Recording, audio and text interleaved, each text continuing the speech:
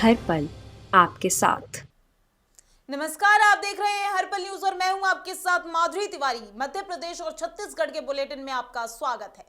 रायसेन जिले में 2 दिवसीय महाबोधि महोत्सव शनिवार शाम से शुरू हुआ है। विश्व प्रसिद्ध पर्यटन स्थल और बौद्ध अनुयायियों के तीर्थ स्थल सांची स्थित बुद्ध जम्बूद्वीप पार्क में स्वास्थ्य मंत्री डॉक्टर प्रभुराम चौधरी की ओर से सांची महाबोधि महोत्सव का शुभारंभ किया गया। आपको बता दें कि महोत्सव के शुभारंभ पर स्वास्थ्य मंत्री ने कहा कि सांची जो एक शांति का टापू है, दुनिया भर के लोग यहां आते हैं। उन्होंने कहा कि कोरोना के चलते पिछले 2 साल से ये महोत्सव का आयोजन नहीं किया जा रहा था, लेकिन इस साल मध्य प्रदेश सरकार ने इस आयोजन को अनुमति दी है। ग्वालियर में स्वदेश के मंच पर आरएसएस के सर संघ चालक डॉक्टर मोहन भागवत ने कहा कि हिंदू के बिना भारत नहीं और भारत के बिना हिंदू नहीं। अखंड भारत की कल्पना हमारी सत्यता और धैर्य से पूरी तरह होती है। इतिहास गवाह है कि जब जब हिंदू के अंदर हिंदुत्व की भावना जगी है, ताकत कम हुई है, तो हिंदू की संख्या कम हुई है। तो अखंडता और एकात्मक जरूरी है। वहीं डॉक्टर भागवत ने कहा कि देश को इसलिए ही भारत माता नहीं कहते कि इससे हमें अन्न मिलता है। ये भारत माता हमें हमारा स्वभाव और संस्कार भी देती है, इसलिए भारत का स्वभाव कभी भारत से अलग नहीं हो सकता। आपको बता दें कि स्वदेश के कार्यक्रम में शामिल होने के बाद आरएसएस प्रमुख भागवत वीरांगना लक्ष्मीबाई की समाधि पहुंचे, जहां पुष्पांजलि अर्पित की। मंत्री बिसाहूलाल सिंह के सवर्ण महिलाओं पर दिए बयान पर शनिवार को बीजेपी प्रदेश कार्यालय में जमकर हंगामा हुआ।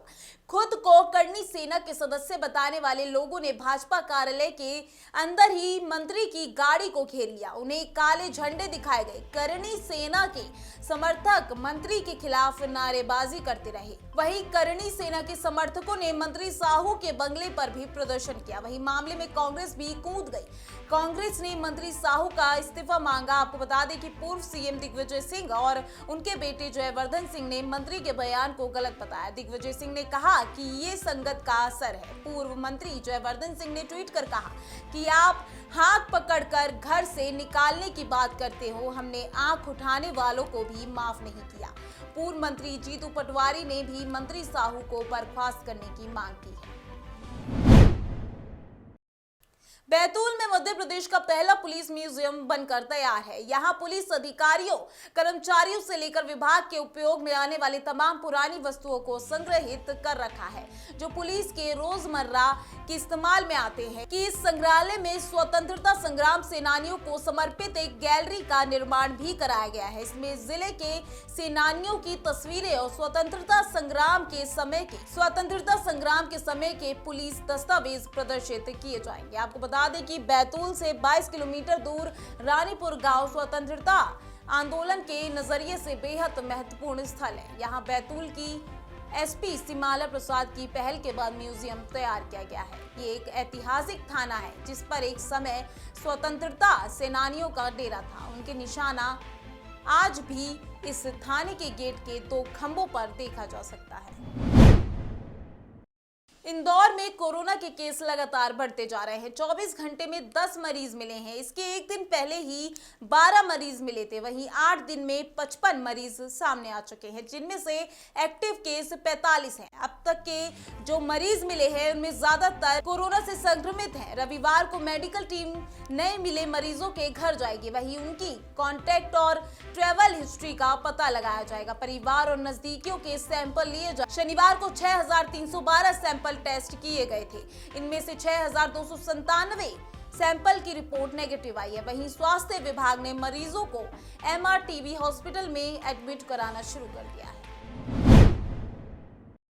नगरीय निकाय के चुनाव की तारीखों के ऐलान के बाद कांग्रेस में बैठकों का दौर लगातार जारी है। शनिवार को भिलाई नगर के टिकट दावेदारों से चर्चा के बाद अब रविवार को कांग्रेस रिसाली और चौरादा नगर निगम के लिए बैठक होगी। इस बैठक में जिले के प्रभारी मंत्री मोहम्मद अकबर और संगठन प्रभारी गिरीश देवांगन दावेदारों से सीधे चर्चा करेंगे। इस बैठकों में गृह मंत्री ताम्रध्वज साहू और मंत्री गुरु रुद्र कुमार भी शामिल होंगे। आपको बता दें कि 28 नवंबर को सबसे पहले ये बैठक रिसाली नगर निगम के लिए की जाएगी। बैठक सुबह 11 से 2 बजे तक मधुरिश रेस्टोरेंट आजाद मार्केट रिसाली में आयोजित की जाएगी।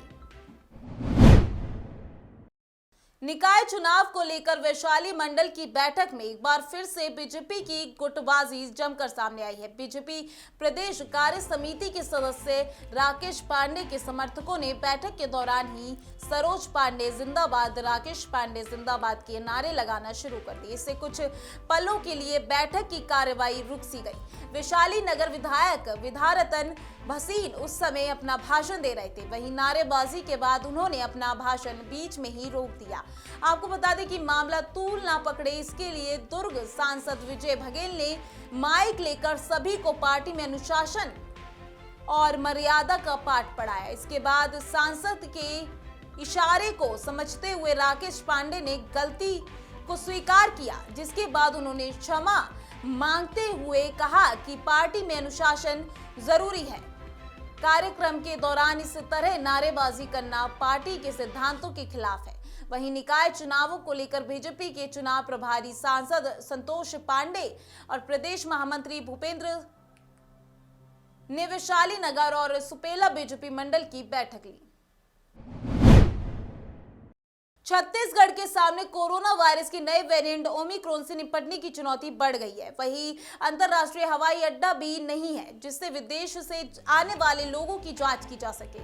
सरकार ने पिछले हफ्ते ही एयरपोर्ट पर कोरोना की जांच की अनिवार्यता खत्म कर दी है। अब विदेशों से छत्तीसगढ़ आए लोगों की सूची केंद्र सरकार से मांगी जा रही है। इस बीच सभी अस्पतालों को नए वेरिएंट से निपटने को तैयार रहने के लिए कह दिया गया है। आपको बता दें कि स्वास्थ्य विभाग ने सभी कलेक्टरों और मुख्य चिकित्सा और स्वास्थ्य अधिकारियों को इसके लिए निर्देशित कर दिया है। वहीं अब ओमिक्रॉन प्रभावित देशों से लौटे यात्रियों की जानकारी केंद्र सरकार उपलब्ध कराने वाली है। उसके आधार पर अब कार्रवाई की जाएगी। किरंदुल से विशाखापट्टनम जा रही मालगाड़ी को नक्सलियों ने 7 महीने बाद फिर से एक बार निशाना बनाया है। भांसा बासनपुर के बीच नक्सलियों ने पटरियों को उखाड़ दिया है। 19 डिब्बे पटरी से उतर गए हैं। आपको बता दें कि घटना शुक्रवार की रात करीब 8:35 की है। नक्सलियों ने इंजन में बैनर भी बांधा। वहीं यहां भैरवगढ़ एरिया कमेटी के 50 से ज्यादा नक्सली मौजूद थे। खबर मिलते ही पुलिस की टीम पहुंची। आधी रात को यहां फंसे रेलवे कर्मियों को सुरक्षित निकाल दिया गया। वहीं शनिवार सुबह रेलवे कर्मियों ने पहुंचने के बाद ट्रैक मरम्मत का काम शुरू कर दिया। सरकारी नौकरी की तैयारी करने वाले उम्मीदवारों के लिए अच्छी खबर है। छत्तीसगढ़ लोक सेवा आयोग ने राज्य सेवा के 171 विभिन्न पदों पर भर्तियों के लिए अधिसूचना जारी की है। वहीं ये भर्ती प्रक्रिया ऑनलाइन माध्यम से आयोजित की जाएगी। आपको बता दें कि जो भी योग्य और इच्छुक उम्मीदवार इस भर्ती के लिए आवेदन करना चाहता है वह ऑनलाइन माध्यम से 1 दिसंबर 2021 से आयोग की आधिकारिक वेबसाइट पर जाकर अपना आवेदन कर सकता है। छत्तीसगढ़ व्यवसायिक परीक्षा मंडल ने मंडी निरीक्षक और उप निरीक्षक के पदों पर भर्ती के लिए प्रवेश पत्र को जारी कर दिया है। वहीं अब ये प्रवेश पत्र आधिकारिक वेबसाइट पर जारी किया गया है। आपको बता दें कि जिन उम्मीदवारों ने इस भर्ती के लिए आवेदन किया था वे अब CGPEB की आधिकारिक वेबसाइट पर जाकर अपना प्रवेश पत्र डाउनलोड कर सकते हैं। मध्य प्रदेश और छत्तीसगढ़ के बुलेटिन में आज के लिए बस इतना ही। देखते रहिए हर्पल न्यूज। नमस्कार।